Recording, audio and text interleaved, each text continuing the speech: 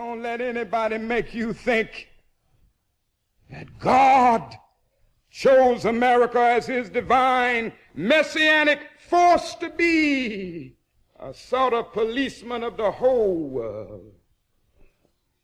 God has a way of standing before the nations with judgment, and it seems that I can hear God saying to America, you are too arrogant. And if you don't change your ways, I will rise up and break the backbone of your power.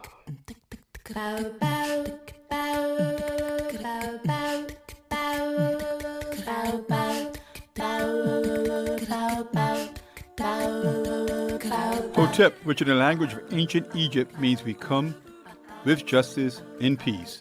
Welcome to Freedom Now, a Saturday Pan-Africanist and Internationalist World Affairs program. Freedom Now is committed to the principle of the rights of all peoples and nations to self-determination. We thank you deeply for your contribution to KPFK, which permits programs like Freedom Now to stay on the air. In this era of corporate acquisition and co-optation of all dissident media, we provide the microphone, challenging their corporate and racist point of view. So stay tuned for Agenda here at Freedom Now.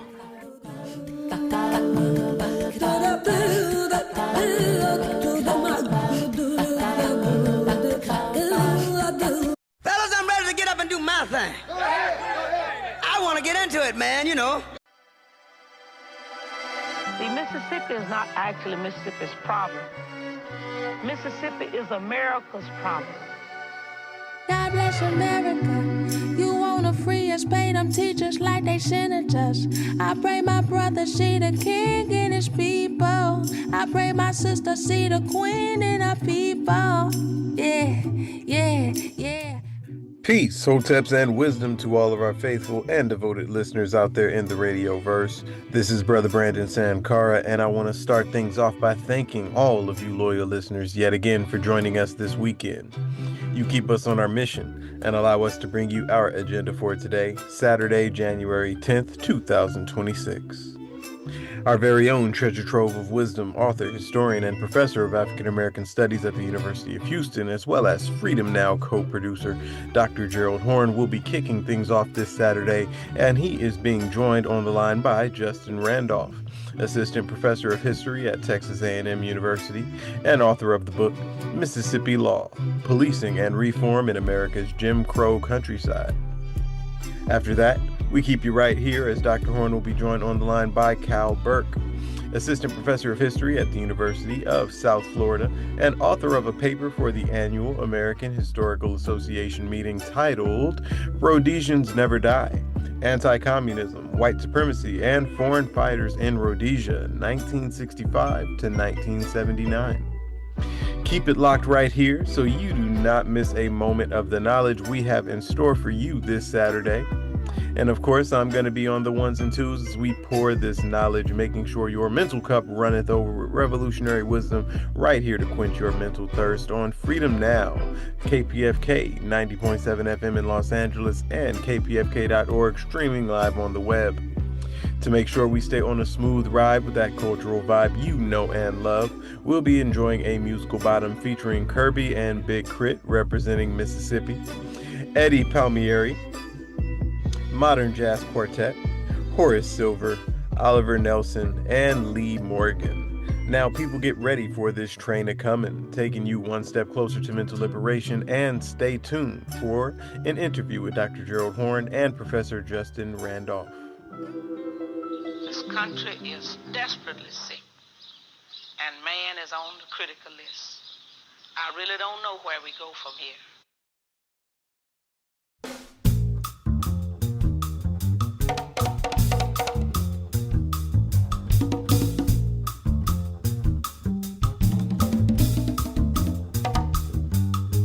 For KPFK Radio, this is Gerald Horne, and with me on the line is Justin Randolph, Assistant Professor of History at Texas A&M University, and author of the book Mississippi Law: Policing and Reform in America's Jim Crow Countryside. Thank you for joining us on Freedom Now, KPFK Los Angeles, Justin Randolph. Professor Horne, my pleasure. And it's a pleasure to have you. So what is Mississippi law, and why did you write a book about it?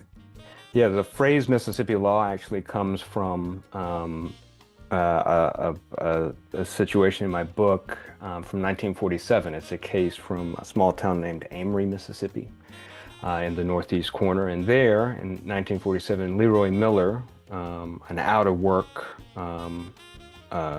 black son of sharecroppers, is trying to find a car to get around and ask for employment, find a job. In the course of his attempt, he asks a former employer to use his car. The employer refuses, and the employer calls the police. He's arrested, and by the end of the day, Leroy Miller has confessed falsely to a string of burglaries in Amory and falsely to attempted rape as well. And a movement in Amory grows around the case. The NAACP becomes involved, Thurgood Marshall and the Legal Defense Fund.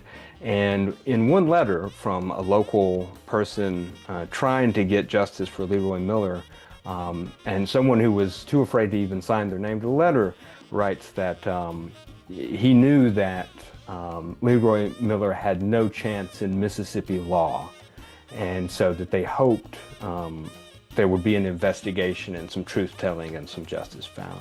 And so in Mississippi law, that formulation, I'm trying to get at what that activist was trying to get at, trying to talk about the lawlessness that was ordinary, and not at all aberrational in Jim Crow policing. I call this in the book policing's autocracy, where it's a tightly connected system of lawlessness inside policing that actually has direct roots to American histories of empire and slavery. Well, it occurs to me that I think you cite Nina Simone's epical song, Mississippi G-Dam, I'll say. And although it has a lot of competition, Mississippi seemingly stood head and shoulders above Alabama, Georgia, Texas, etc., etc. If that's your perception, why might that have been the case? It was certainly the belly of the beast, so to speak. I think it is a central contention of the book that Mississippi, while a place to sort of capture many of the forces behind America's racist policing past, especially in the way that extra-legal violence melded together with legal violence. It's only because of currents flowing through American history that make it so. And, I cite the line in Mississippi G-Dam from Simone where she says, that it belongs to a whole nation full of lies. And I think that it's at our peril if we make a singular exceptional case out of Mississippi without thinking about the ways that, as I showed, the U.S. military actually has a lot to do with the way that policing unfolds in Mississippi, as does the FBI, two sort of non-partisan, at least in theory, American national institutions. Speaking of the FBI, what about the Mississippi burning question? Mississippi burning, of course, subject of a Hollywood film of some years ago, telling a traumatized story of the search for 3 slain civil rights workers in 1964 in Neshoba County. And it turns out that there was collaboration between ultra-righteous forces and law enforcement authorities. So my question is, to what extent was that sort of collaboration between the Ku Klux Klan and the law enforcement normative? To what extent were folks playing the role of sheriff or deputy sheriff during the day and Klansmen at night? Yeah, it was more than a little common, to say the least. It's interesting in this case, it's a deputy sheriff and with strict ties to the county's high sheriff, a man named Lawrence Rainey, who really orchestrated a handing over of the 3 civil rights workers murdered, a black man from Meridian named James Earl Chaney, and then 2 Jewish New Yorkers, Goodman and Schwerner, who were in Neshoba County, all three for voter registration work.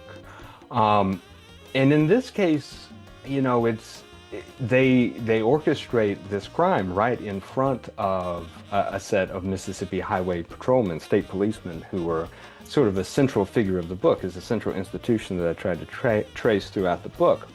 And when the FBI shows up to interrogate these state troopers as to, you know, what happened, they, without skipping a beat, say the deputy sheriff did it, right? So there's this way that in this moment especially, the state troopers are using this sort of reformed paramilitary style state police force is using this moment to cast aspersions on the sort of hillbilly, redneck law enforcement of the county sheriff that's implicated in the Klan. And yet, it's also true that the state police is known for its ties to the Ku Klux Klan and other right-wing paramilitary groups. But there is a very concerted effort in this moment to separate out a more legitimate law enforcement wing that will in some ways become hegemonic over the next decade or so as being the professional reformist wing. The state police will open its own police academy, and all of these local groups will be expected to go. And to say that there's any true sort of disagreement on how best to police Mississippi, especially Black Mississippi in this case, is dubious. And what role do slave patrols and militia play in your story? And by the way, give us a snapshot of what was a slave patrol. Sure. Well, taking it to the state police, I have sort of a formulation. And of course, by state police, I mean state highway patrol, state troopers. You know, we live all the right way. We live around them today. They are not timeless. They haven't always been. But my formulation I like to use is state troops, so the militias, and we can think of colonial militias, territorial militias, something before the National Guard. So the state troops and the slave patrol in Mississippi, the state militia, the state troops are formulated at the point of territorial expansion, that is taking the lands of the Chickasaw and Choctaw and other indigenous peoples. At that point of creating the territory of Mississippi, the state troops are created, and they are vested with the duties of a slave patrol at that point. A slave patrol in this guise was tasked with enforcing a whole separate code of law to people of African descent. As long as there could be free people of color, they would also often be lumped in. But you know, no meetings of more than three, right? In the famous formulation, I believe from South Carolina, right? More than three is a riot. So no groupings of Black people together, no being off of the plantation without some sort of pass. So really a surveillance force that's set up just to police the conduct and mobility, especially of Black people. And I see ties with that directly to the, from state troops, slave patrol to state troopers and highway patrols, right? So, and it's a bit more even direct than the abstraction implies. The creator of the state police in Mississippi was himself a militiaman. He was the great-grandson of militiamen. His great-grandfather was part of the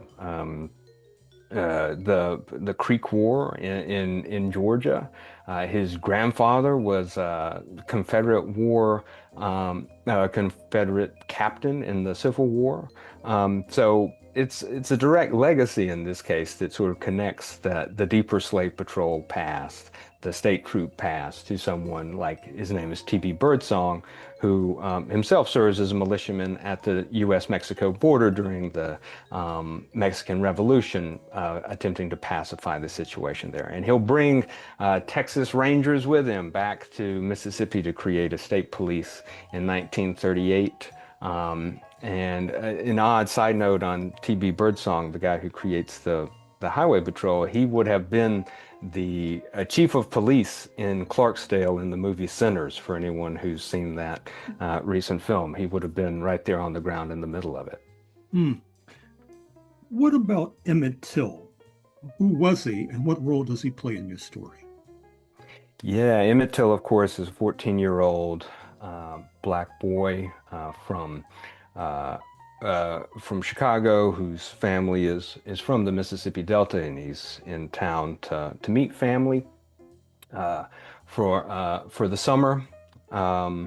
He is murdered by the husband and brother-in-law of a white woman who, in some shape or form, alleges that Till has broken the Jim Crow social code. It's as little as a wolf whistle, at the woman, whose name was Carolyn Bryant, could have cost him his life brutally. So when Till is murdered, it's actually quite a crisis for the white ruling class in Mississippi, who has to decide what to do. And originally, the governor of Mississippi wants to prosecute the murderers, who at the time were saying that they didn't do it, but will later, in Look magazine for money, confess to the crime.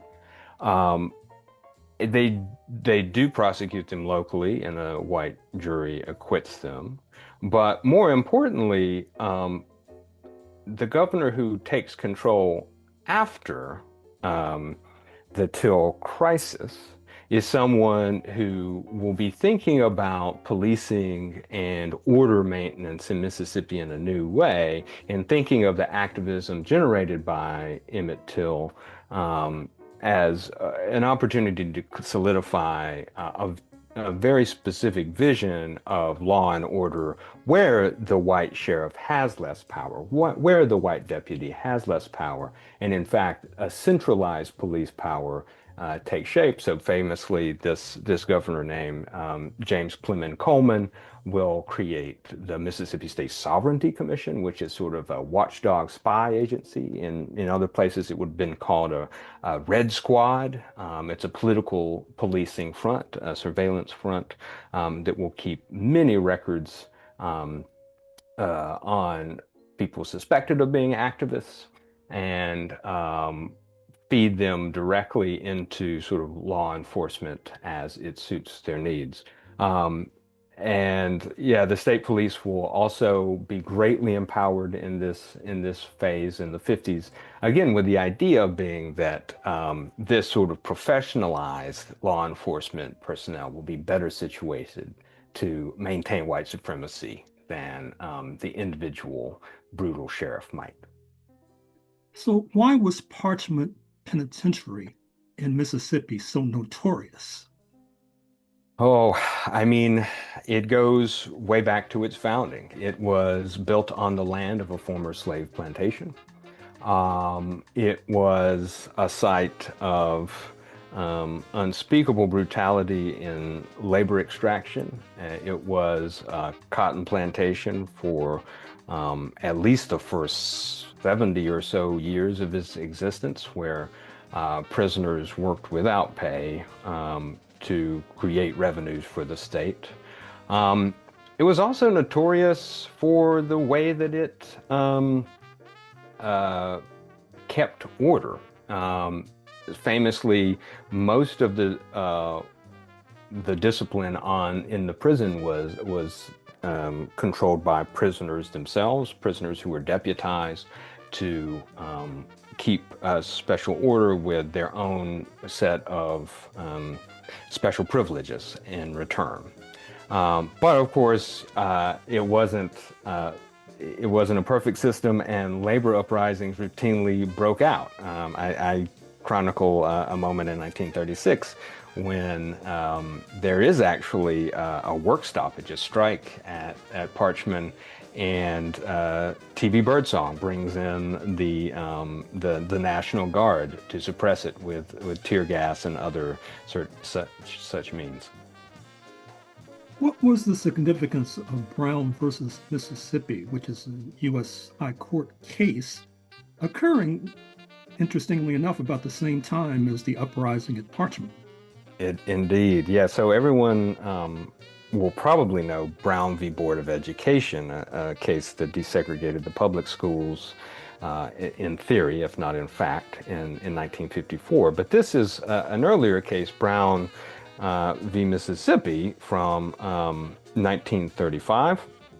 And it is just an extraordinary case that really gets down, Professor Horne, to your question about the Klan and formal law enforcement working together and how they could be disentangled in the Jim Crow system.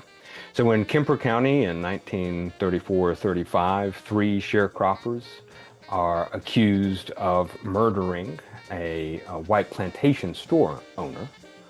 And the district attorney at the time was none other than John Cornelius Stennis, who will, I believe, go on to be the longest serving senator in the history of the United States.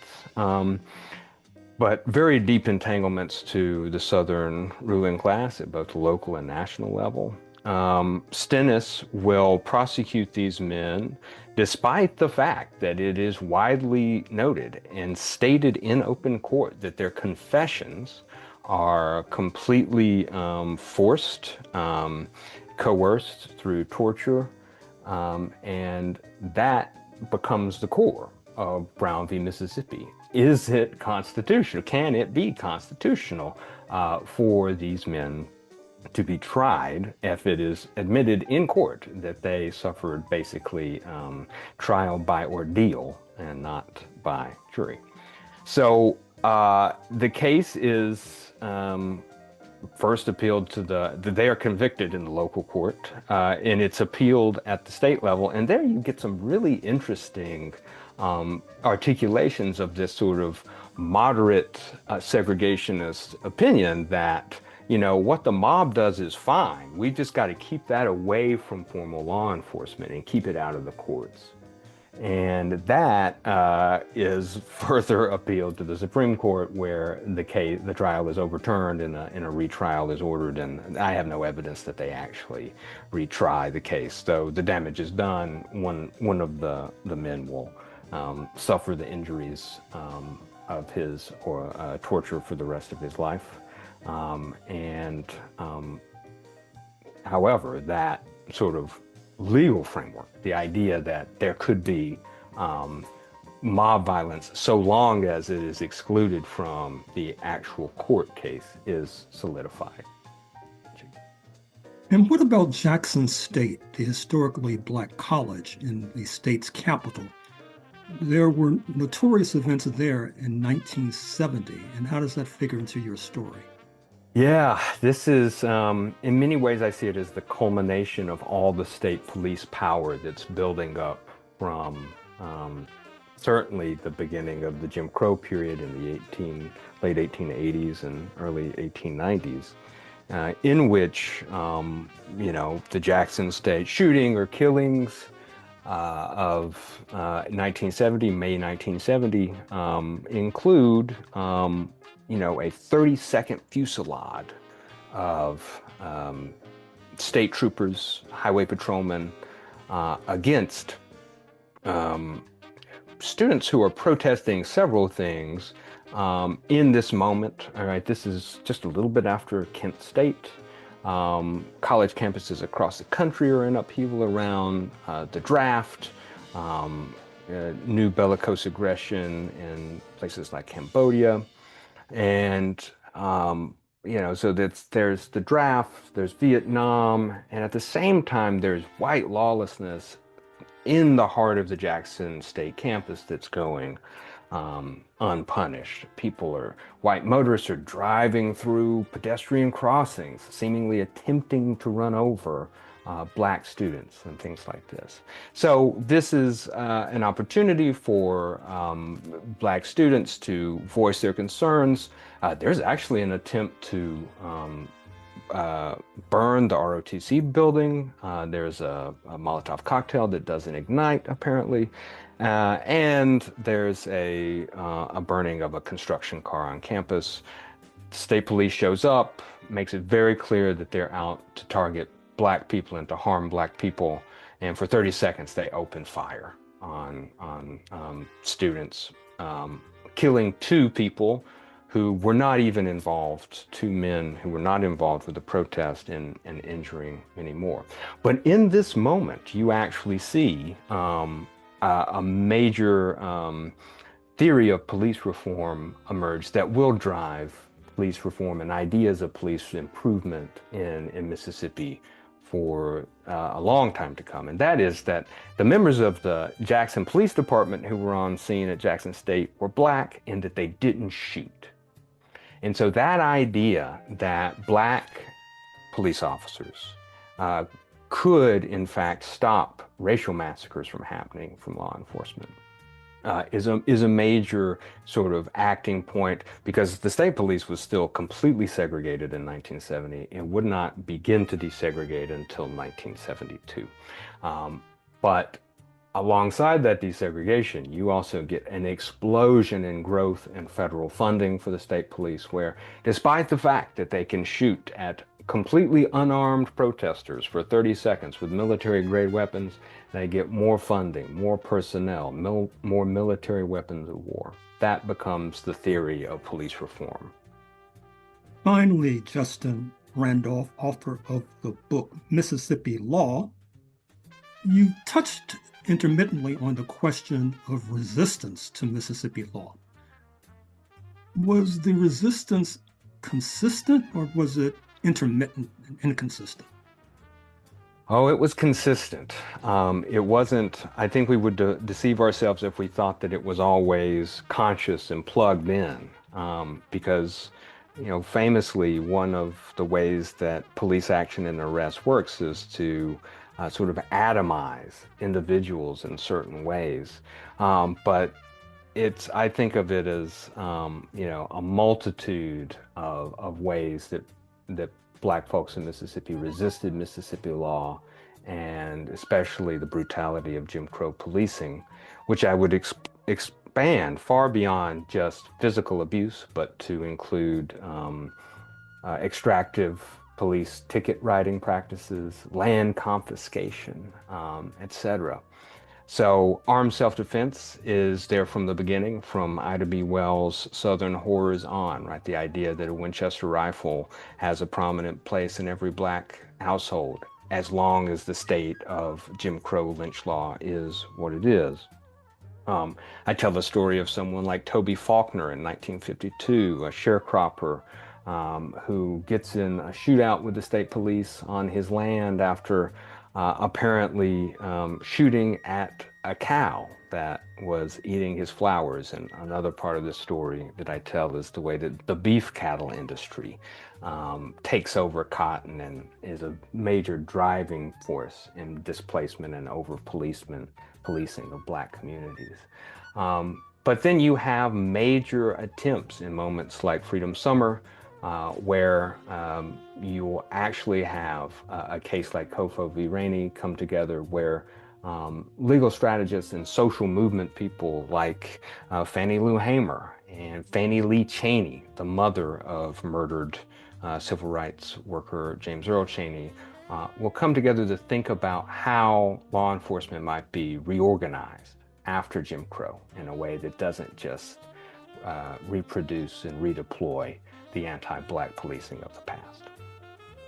Well, Justin Randolph, author of the book Mississippi Law, we're going to have to leave it there, but thank you for joining us on Freedom Now, KPFK, Los Angeles. Thanks, Professor Horne.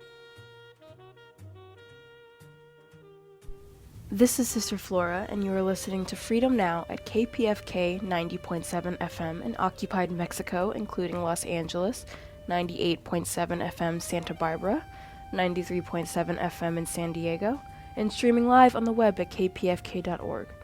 Today's program, as well as 10 prior editions, can be reheard at kpfk.org/audio archive, and scroll down to Freedom Now.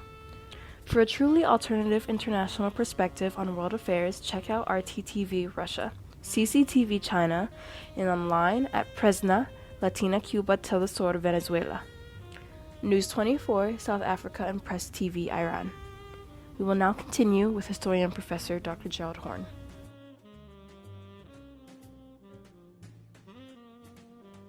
For KPFK Los Angeles, this is Gerald Horne, and with me on the line is Kyle Burke, Assistant Professor of History at the University of South Florida, and author of a paper at the annual meeting of the American Historical Association entitled Rhodesians Never Die, Anticommunism, White Supremacy, and Foreign Fighters in Rhodesia, 1965 to 1979.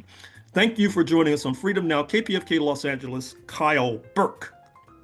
Thank you so much, Gerald. It's a pleasure to be here. And it's a pleasure to have you. So why did you decide to present this paper on Rhodesians and foreign fighters? Well, I've been thinking and writing about Rhodesia for a while. It forms a significant part of my first book called Revolutionaries for the Right. And in that book, I think about Rhodesia as just one site among many where U.S. conservatives mobilized to aid a kindred regime, in this case, a illegal secessionist, white supremacist country known as Rhodesia that was founded in 1965 in order to prevent black majority rule, as had happened in many other British colonies in sub-Saharan Africa. And as I described Rhodesia in that project, it fit within a broader pattern of what I call anti-communist internationalism, which linked various elements of the American right to other rightist and anti-communist forces abroad. And I've since returned to thinking and writing about Rhodesia as it forms not just a part of a larger project I'm working on about the global spread and operations of hardcore white supremacist movements since 1945, but it also serves as a crucial point in that story. It's a moment in which many people, many white supremacists in the United States, Europe, and elsewhere looked out at a world that they imagined in which white power had collapsed in both its domestic and its international iterations. And for proof of this, they looked towards the passage of civil rights legislation or the passage of Race Relations Act, but also towards the collapse of Euro-American empire generally, and in particular, white settler colonies in Africa. And in their mind, they fused together civil rights and decolonization, as well as growing migration from the global south into Europe and the United States, and as a kind of global threat against what had once presumably ordered the world and guided its prosperity, which in their understanding is, in various ways, was white supremacist rule. And as they fretted about what was happening in Rhodesia as it came into being, as it was targeted via sanctions from the U.S. and British government and from the United Nations, a country that no other nation recognized as being the legitimate government of Rhodesia, which is now today Zimbabwe, it also confronted two large-scale and incredibly popular and mobilized African nationalist movements, which by the early 1970s had armed wings that were engaged in a war against the state, as had happened in other kind of decolonizing conflicts. And so in all these ways, Rhodesia presented this tale of not just white collapse, but also of besieged white resistance. And it also increasingly put white supremacists and of one kind or another at odds with their own governments. There was a time before the 1960s where many could look at their states and whatever problems they imagined, they believed that they were upholding a vision of white power on the world stage. But in Rhodesia, and in those years between 1965 and 1980, both in their inward politics and the outward projections of them, that system, in large part, crumbled in face of new nations and new rights groups and so on. And so as they looked towards Rhodesia, they not only imagined that they were helping aid a kindred regime, but that they were also having to turn against their own governments to do so. And so even though many failed to do this, and Rhodesia itself crumbled from the inside under the weight of the war, under the weight of the sanctions, under the weight of political pressure, and ultimately gave way in 1979 to Zimbabwe, people could imagine it as a metaphor for what was coming towards them, that Rhodesia, having turned into Zimbabwe and having given way to black majority rule, offered a parable or a lesson about what was coming to their societies, that at some point in time in the future, perhaps the very near future, presumably white countries such as the United States or Britain or France or Australia would also now find themselves, rather implausibly, becoming minority regimes ruled over by non-white dictatorial states. And so Rhodesia fits into this world as a kind of crucial moment of transformation where many white supremacists, especially the most hardcore groups of neo-Nazis and Klansmen and their kindred allies elsewhere in the world, turned against their own governments and increasingly saw their states as not just obstacles but opponents.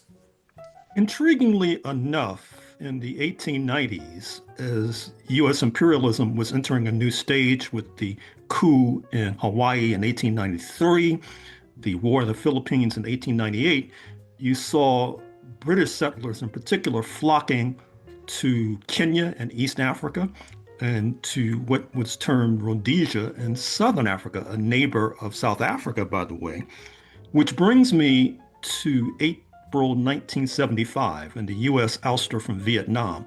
Is there any evidence that embittered Vietnam veterans flocked to Rhodesia to fight? Absolutely. Many of the people who fought in Rhodesia, non-Rhodesian citizens, white citizens from elsewhere in the world who arrived in Rhodesia, especially after 1972 or so, when the war became much more intense, had been bound up with various Cold War conflicts, wars against various leftist nationalist liberation movements in one part of the world or the other. And so for Americans, a great number of them had experience in the Vietnam War, and they looked at U.S. defeat there as a symbol of a broader U.S. decline on the world stage. And they linked that to the presumed failure of its policymakers and of its citizenry more generally, that Americans and their leaders had become weak and that they were unwilling or unable to confront the spread of communism, which they identified as the driving force behind any kind of national liberation movement anywhere in the world seeking nationhood over the continuance of colonial rule. And having fought in a struggle that dealt with all of those themes and dynamics in Vietnam, they eagerly enlisted in Rhodesia, but they did so in large part as private citizens. The United States, did not maintain formal diplomatic relations with Rhodesia, and U.S. law, in large part, prevented Americans from enlisting in other people's wars. And so instead they moved through this kind of surreptitious and sheltered and enclosed network of private and quasi-private groups to enlist, and then they arrived there and they adopted not only kind of a white supremacist framing in support of Rhodesia, but also borrowed upon their anti-communist understandings, that what they were doing in Rhodesia was aiding an anti-communist state in its efforts to combat a Marxist-inspired national liberation movement, or two of them in fact, and in so doing confronting and thwarting the designs of the Soviet Union and its allies. And so Vietnam for them served as a metaphor for American weakness, and in turn propelled their desire to fight in Rhodesia, through which they imagined not only they would reclaim the martial values that the United States had once embodied, but they would also be forestalling the advance of communism on the world stage. Many of them in their letters home or in publications or interviews with reporters offered some basic iteration of this core idea that by fighting in Rhodesia, they were saving Western Europe and the United States from a presumed nightmare rule of African Americans, Jews, and communists. Is there evidence of any Australians, New Zealanders, British, Chileans, Cubans flocking to Zimbabwe to fight for white minority rule? Absolutely. Americans formed a significant component. The numbers are rather difficult to come by, but in my best understanding, the reading of a variety of sources, overall the number of foreign fighters approached perhaps nearly 10,000.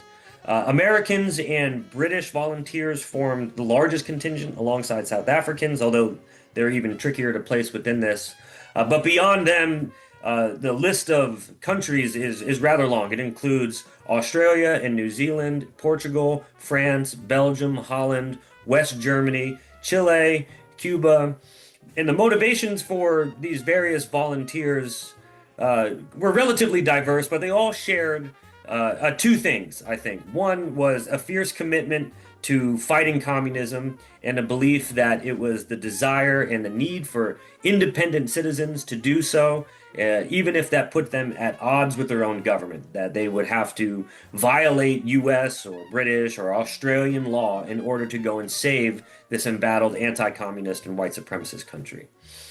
And so this network that it flowed through private organizations as well as through really kind of clandestine, although relatively widely reported at the same time, efforts and aid from the Rhodesian government itself. Although it had no formal embassies around the world, it managed a network of pro-Rhodesian support groups in the United States and other countries. They're often called the Friends of Rhodesian Independence. There was an Anglo-Rhodesian Society. There was a French Rhodesian Committee, and other groups like that all around the world that received support and propaganda from the Rhodesian state and orchestrated private recruitment efforts that were targeted especially, but not only, at veterans.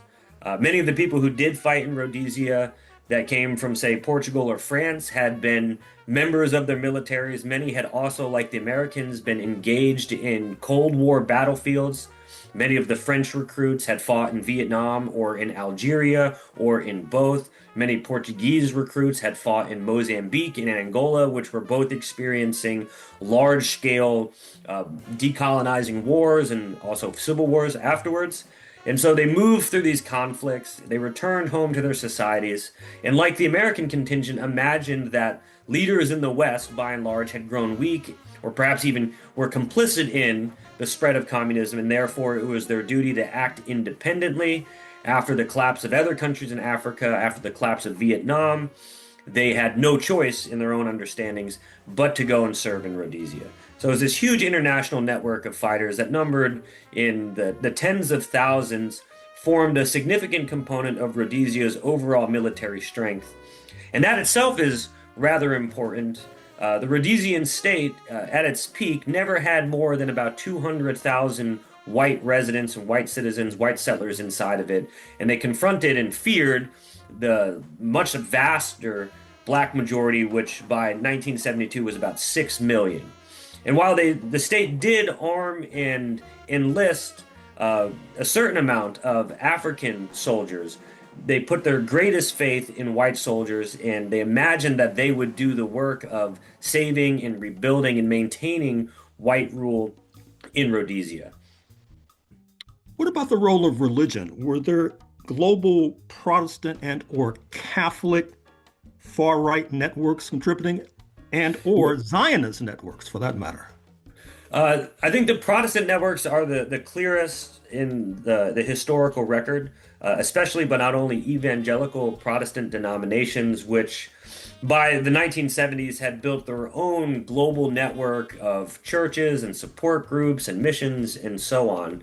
And for many in the United States, evangelicals who their churches had also enlisted forthrightly in the crusade against civil rights and then ways to negotiate around civil rights to preserve patterns of white supremacy, white dominated schools, for instance, looked towards Rhodesia and saw roughly the same picture as others who were invested in it for anti-communist or for very clear racial purposes.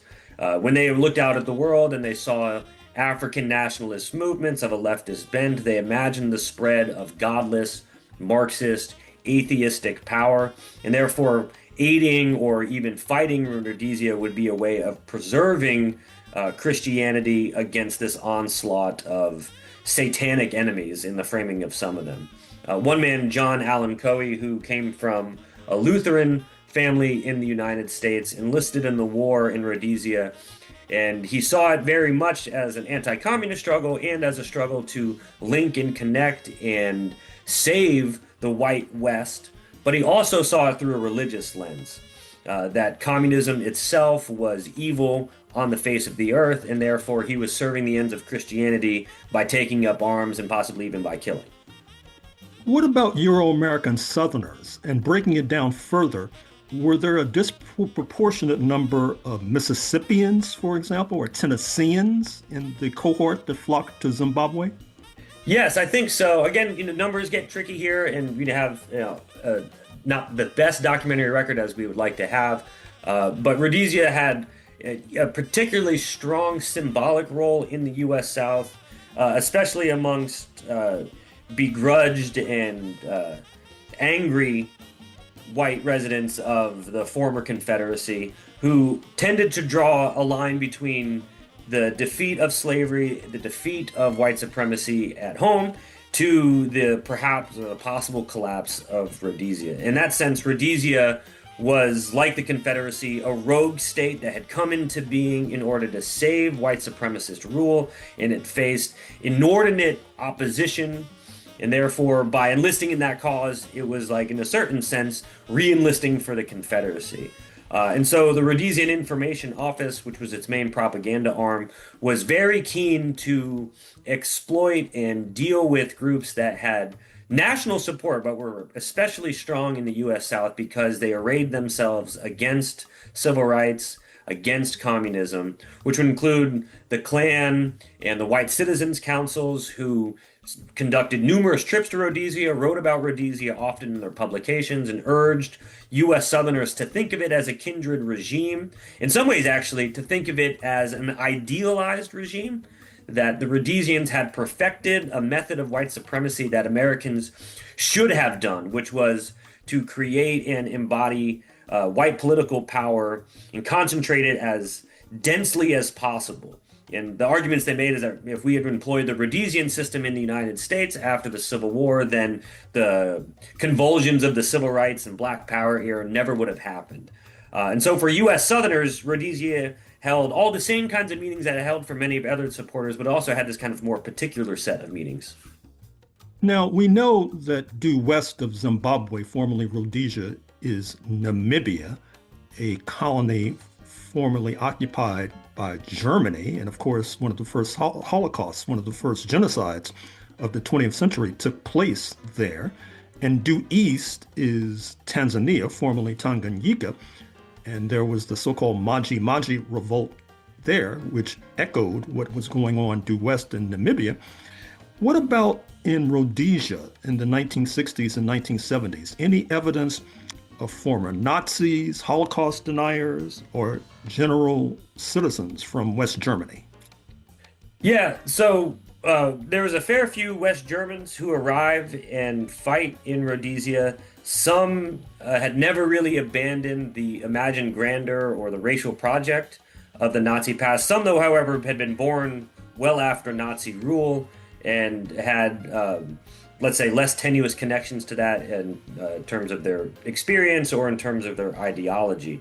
But within the global far right, particularly within neo-Nazi movements that appeared in West Germany, in Britain, France, in the United States, and elsewhere, Rhodesia held out the same kind of promise, that it embodied a state of white rule, and they added into that, given their predilection for Nazi ideology, the belief that communism itself was really part of a Jewish conspiracy for world domination.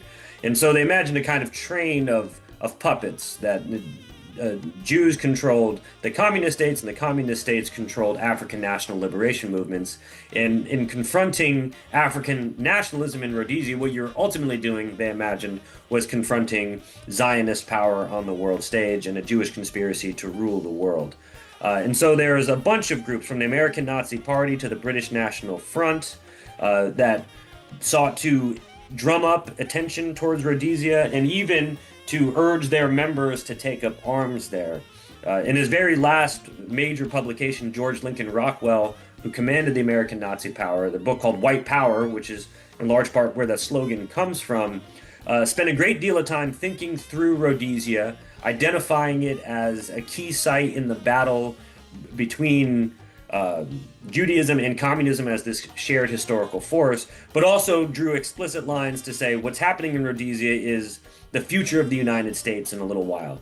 And what we need to do in the United States is to wake up to what's happening in Rhodesia, and therefore we need to resolutely resist any attempt at any place or any time to empower non-white people. And so in this framing, for those kinds of people, for neo-Nazis in particular, fighting for white supremacy in any place meant you had to fight for it in every single place. And there were, of course, people within Rhodesia that occupied at times very important positions inside the state, including someone like Ivor Benson, a South African-born resident and citizen of Rhodesia who served for a while as the director of Rhodesia's Public Information Office, its propaganda office. And Benson, during that time and after leaving, where he pushed himself even further into the fringes of the far right, remained very committed to this fundamentally anti-Semitic worldview that identified Jews at the center of a world communist conspiracy. And in much of the writings and the connections that he formed with like-minded groups around the world, especially when he was loosed from the state in about 1969, it shared this kind of overall predilection. So in Britain and in France, neo-Nazi organizations pulled upon Benson, quoted him, republished his writings.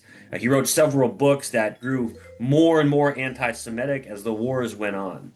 And so this framing that connected a variety of people on the right, that would include people like William F. Buckley, the conservative titan of the National Review, and that vision of conservatism that offered a lot of the same shared assumptions and affinities for Rhodesia as people like George Lincoln Rockwell did, the leader of the American Nazi Party. They had, to be sure, very distinct visions of a lot of things, even their visions of what constituted white supremacy or white rule, and the extent to which that was a good thing differed, but they all looked towards Rhodesia and imagined an idealized society that was standing the line, holding ground for white Western rule at home and abroad. Now, you mentioned previously international Klan networks. We know that David Duke was a leader of the Klan and the Nazi Party, and indeed won 50+% of the Euro-American settler descendant vote in a race for governor of Louisiana in the early 1990s. Anything to add with regard to these international Klan far-right networks and fighting in Rhodesia? Yeah, the Klan, which has evolved in a kind of series of phases. The third Klan, in the middle part of the 20th century, was really a variety of competing Klan organizations of varying sizes with varying bases of support. But each one of them thought of and sought to enlist support of their own members for causes abroad and tended to draw links and connections between them. And so Klan publications throughout the 1960s are filled with stories, in particular about Africa, about decolonizing conflicts there, about the Mau Mau Rebellion in Kenya, or the Civil War in the Congo, or about Rhodesia, or about South Africa and the need to maintain white rule there. And so the Klan created or sought to create a kind of international racial imaginary that would connect Klansmen in Alabama to white warriors in Rhodesia or South Africa, or white immigrants from the Congo in this shared realm of that, regardless of nationality or language or culture or custom, they all shared something fundamental, which was that they were white. More than that, various Klan organizations in the 1960s and 1970s sought to set up international chapters in South Africa, in Rhodesia, in Chile, in Argentina, in Britain, and in France and in West Germany. Sometimes these organizations managed to draw a relatively significant support, a few hundred members here and there. At other points in time, given the Klan's kind of notoriety, they actually did not generate that much support, even though there was at the same time growing and virulent white supremacist movements at work in those countries. But Britons and French citizens at times rejected the symbolism of the robes as being childish or outdated. But nevertheless, the Klan too formed a component of this big international network, various groups and people thinking about how to maintain white supremacist rule on the world stage, or in the case of Rhodesia, really by the end, worrying about what happens when it collapses, and the fear that the collapse of Rhodesia suggests what's coming to their societies in the near future. Finally, Kyle Burke of the University of South Florida, we understand that this Rhodesia project, this paper that you're presenting, is part of a larger book project. Could you elaborate on the book project, when your eager readers might be able to read and peruse it, and any other detail that we have omitted thus far? Oh, sure. I'm hoping that the book, which I've been working on for a little while now, will be finished. I'll be finished writing it in the next 6 months to a year. It's taken me a while to work on this, and it's, I think, a longer research process or writing process than my first book. And in many ways, it's a book that grew out of that first one. There was all this material about international white supremacist networks and so on that I encountered when writing the first one that I just put aside. And after finishing it, I came back to it and began to devote my attention much more heavily to how white supremacist movements, white power movements, changed over time since 1945, but most importantly, how they operated in a changing world and how they sought to draw links and connections between various iterations of white power and its feared collapse. And over time, drawing towards a much more decentralized movement that, rather than seeking a single overarching organization as they tried to do in the 1950s and 1960s via the World Union of National Socialists, instead began to spread through mimetic and shared assumptions and affinities that operated across national borders and proved increasingly difficult for states or anyone else to control or police or really even understand what was happening. And to also tell a story about how white supremacist movements, which had once believed that their own governments embodied that cause, came increasingly to turn against them, to the point that by the 1980s and the 1990s, many on the white supremacist far right in the United States and in Europe and elsewhere in the world too, identified their own governments as their main enemies and sought to take revolutionary and terrorist action against it. And all of their assumptions and arguments and affinities about the need to preserve white power, which seemed for a time in the 1950s and 1960s in particular to not be very powerful. These were in large part movements operating on the fringes of politics, increasingly became more powerful and began to seep into and spread into many other parts of the political systems of the United States, Europe, and other parts of the world. Well, I'm afraid we're going to have to leave it there, Kyle Burke. But thank you for joining us on Freedom Now, KPFK, Los Angeles. Thank you. It's been a real pleasure. Yeah. I still pay my taxes, yet they pay us minimum wage. Pulled up with that pulled the shot, that ain't no case. Cause we ain't gonna rest until them folks is caged. Ooh, nah. I made $1 million and I never went to Harvard. I told my daddy he gon' have a wealthy daughter. Black of the berry melon in my alma mater. Ooh, we use a bad mother, shut your mouth. In closing, we'd like to thank our guests, starting with Professor Justin Randolph from Texas A&M University and author of the book Mississippi Law, Policing and Reform in America's Jim Crow Countryside. Many thanks as well to Professor Kyle Burke, representing the University of South Florida and author of the paper Rhodesians Never Die, Anticommunism, White Supremacy, and Foreign Fighters in Rhodesia, 1965 to 1979. Shout out to Dr. Gerald Horne for doing what he does best and guiding this train of mental liberation towards Pan-African enlightenment for yet another Saturday. Word to producer Sister Tej. Special thanks to our spiritual backbone, Freedom Now founder and ancestor Babadidan Kamathi. Abundant thanks to our marvelous engineer, and last but certainly not least, thanks to all of our loyal listeners and supporters. It takes a village to build a revolution, and Freedom Now is a village to be reckoned with. This has been Brother Brandon Sankara, and you can join us on Facebook at Freedom Now Gerald Horne. You can email the program at freedomnow@kpfk.org, and that's not all. Go to the audio archives on kpfk.org and scroll down to find Freedom Now, so you'll be able to hear this program as well as 60 days worth of prior programming here at KPFK 90.7 FM. And with that, we send you off. And until next Saturday, here at Freedom Now, we stand running our marathon, ready for revolution. This country is desperately sick, and man is on the critical list. I really don't know where we go from here.